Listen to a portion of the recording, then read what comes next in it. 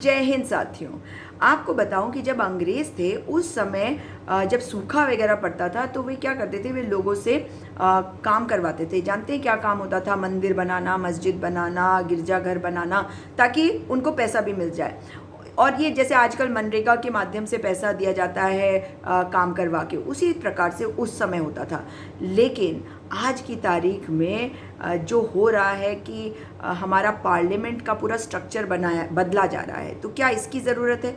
एक तरफ तो हमारी केंद्र सरकार जो जीएसटी का पैसा है वो राज्यों को दे नहीं रही है, दे पा रही है, मैं नहीं कहूँगी दे नहीं रही है। या तो सभी कुछ बेच के खा गए हैं, और या फिर उनके पास पैसा अपने लिए ज़्यादा ज़रूरी है उनको, क्योंकि उनको ये देना चाहिए। उन्होंने क्या कहा था आपको जब जीएसटी लाए थे? 1 नेशन 1 टैक्स। ये बात अलग है कि कई स्लैब बना दिए। अब जो राज्यों का पैसा है वो उनको क्यों नहीं दिया जा रहा? और दूसरी तरफ देखिए भाई, खतरनाक बात है, अभी ध्यान में आ गया मुझे कि ये तो 1 नेशन 1 बाजार की बात कर रहे हैं, यानी कि किसान का भी काम खराब पक्का ही है ना। क्योंकि जब ये जीएसटी की बात पे इन्होंने 1 नेशन 1 टैक्स किया और उसको नहीं ठीक तरह से निभा पा रहे, तो आप मुझे बता दीजिए कि क्या ये ठीक प्रकार से निभा पाएंगे 1 नेशन 1 बाजार? समझ गए ना आप? इनके जो झूठ है वो इसी बात से साफ हो जाते हैं कि हमारा जो संसद है वो लोकतंत्र का मंदिर है, और वहाँ पे आपकी आवाज़ें गूंजनी चाहिए।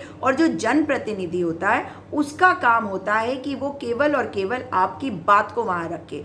उसकी हैसियत वो होती है जो उसके पीछे लोग होते हैं उनकी हैसियत, मतलब उनके पीछे के लोगों की बातों को रखना। वो अकेले स्वयं इतना महत्वपूर्ण नहीं होता, जिनकी वो आवाज़ होता है वो लोग महत्वपूर्ण होते हैं। ये होता है लोकतांत्रिक व्यवस्था में संसद। परंतु जब आपने मोदी जी को चुना, मोदी जी के नाम पे विधायकों को, सांसदों को चुना, तो आपने देश में पहला कदम उठा लिया था देश के संविधान को नष्ट करने की तरफ। और इसी वजह से आज जिस तरह के हालात हो गए हैं वो हम देख रहे हैं। अगली बार याद रखिएगा कि लोकतांत्रिक प्रणाली क्या होती है।